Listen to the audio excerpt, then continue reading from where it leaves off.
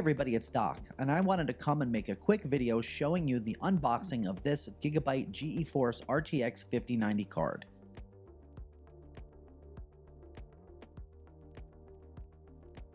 Now this is the gaming OC model. I believe Gigabyte has quite a few variations, but this is the one I was able to score at my local Best Buy. I think if you look online and at places like Micro Center and Best Buy, these cards are actually becoming more available. I was at Micro Center just a couple of days ago, and they had 9 to 11 different 5090s available, from Zotac to Asus to closed-loop cooled variants. But in my opinion, if you have the Best Buy membership and therefore the warranty that comes with that membership, I would choose to pick mine up from the Best Buy just to get the extra warranty.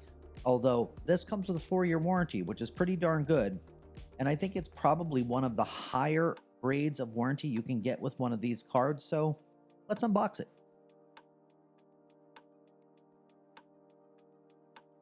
So one of the things that makes me a little bit nervous with the 5090s, to be fair, are the concerns that they have with the melting connectors. Now, if you've looked at any of the stuff online or watched any videos or read any of the news articles, if you're not using the appropriate connector, or if your connector is not completely snapped on or seated onto the card, I'm talking about the electrical connector from your power supply, it can get pretty hot on some of those wires and actually melt the connector, and it can also be a fire hazard. I'm not sure if Gigabyte or any of the other card manufacturers have a better reliability with respect to that connection and melting, but if you know, put it down in the comments below. I'd love to hear it. Hopefully Gigabyte is one of them, but we'll see.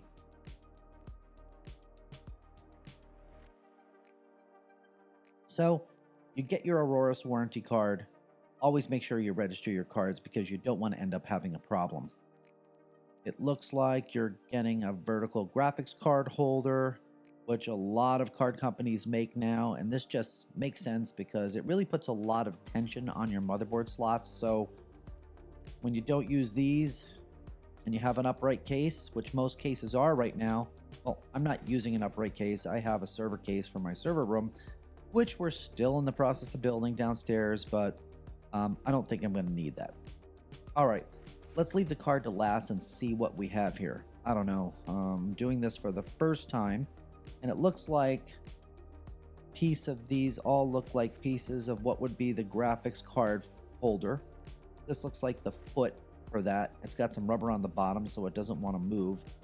And here's the different, I guess, rail sizes you can use. I assume they're going to go in here to keep the card stabilized. It's funny, we're now at a place where this is required for almost all cards. Okay, so here's the power connector we were talking about before. Let's crack this baby open. So the power connector is going to use multiple PCI spots on your power supply. These are 8-pin. I'll put it up here so you can see. And then, of course, here's the typical connector you will have for the video card itself. There's NVIDIA's logo on it. So this is recommended by Gigabyte to make sure that you use this connector with your cards. Now, I'm sure that you can use other ones, but I think that you're going to have the best likelihood and best warranty coverage if you use the one that's provided.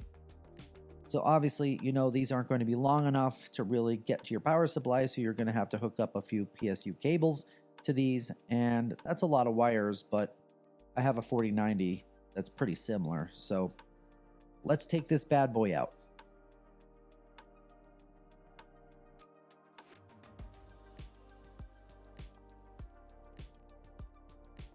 These things are literally like bricks now.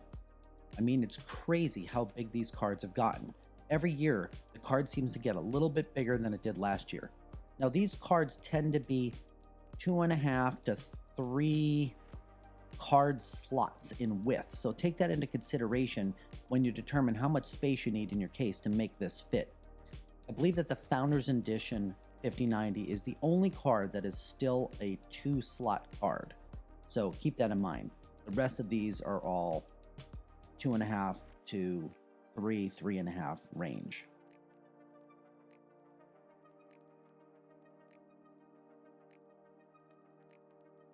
So as you can see, this is a 3-slot card. Okay, it comes with one HDMI port, and it also has 3 display ports. Some other cards have different configurations as to the amount and types of ports included.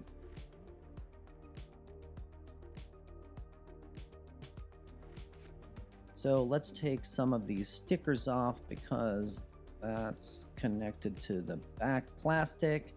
Definitely don't want to hook up a hot card with plastics attached. All right.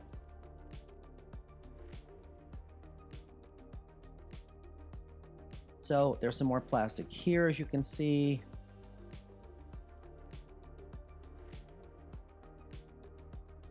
All right, so this is also a plastic RGB slider that you can move, but yeah, you can slide this to however you want it to look in your case, but there's also some RGB lighting that maybe you can see behind the fans here. See this area in white? This is actually an RGB light behind the fans inside the card. So it looks like it's pretty good. A lot of cooling in this bad boy, and of course, there's the power connector on the top, which I'm sure all you guys know about. This is where you want to make sure that you put this in correctly. I don't want to snap this in right now because these have certain many uses to them before they start to degrade, so I wouldn't put it in until you want to use it. But you'll hear an audible snap, and when you put these power plugs into your card, if you don't hear that, or if you don't see it seated right, it could be a fire risk, so you really have to be careful. Because these things just use so much power nowadays. It's just a tremendous amount of power. But this is the Gigabyte 5090. Oh, I wonder if these have plastic on them too. Yeah, I bet they do. So, you know, register your cards and make sure you get your warranties on these things, because, you know, sometimes some of these cards could fail for other reasons. You know, this is starting to come off, but you know, I'll save you from this in the video, but make sure you get all your plastic off.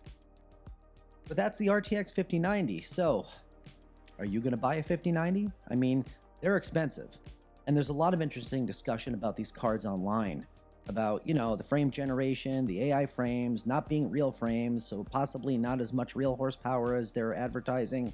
Although this thing does boast some pretty good stats, so I'll be looking to put these through its paces and get it installed in my machine, and I'll run some tests on my 4090 versus the 5090. So do you really think you need a 5090 if you have a 4090? Probably not, but we'll maybe do a video about that as well.